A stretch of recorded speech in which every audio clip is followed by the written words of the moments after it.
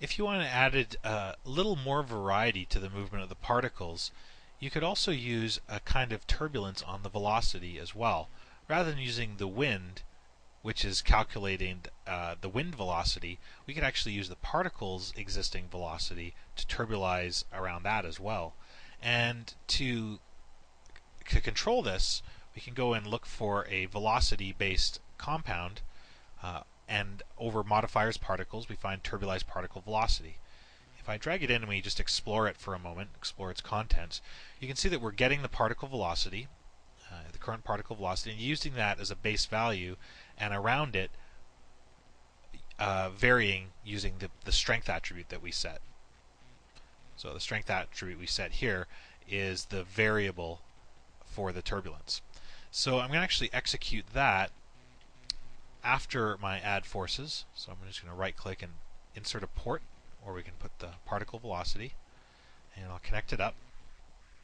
Oops. Just undo there.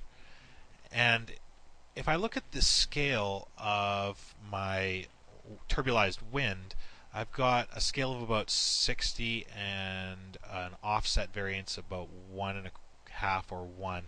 So in my scale here, I could kind of match up to that. So I could try going a slight bit larger to offset the turbulence, and I'll use a very low strength of about 3 and allow it to animate over time.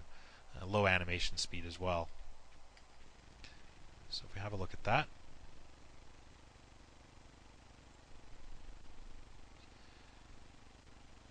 it's a little bit too varied, so let's actually just reduce that scale.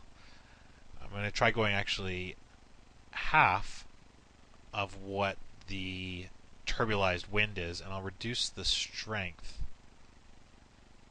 so that we're just getting a small blending of the particle velocity with the wind. Alright, there we go. Start to get a nicer overall effect. If I disconnect,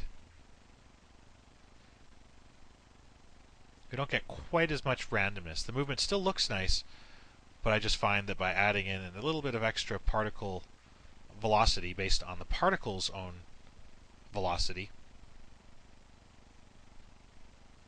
that I add just a little bit of extra random motion to the movement of the particles.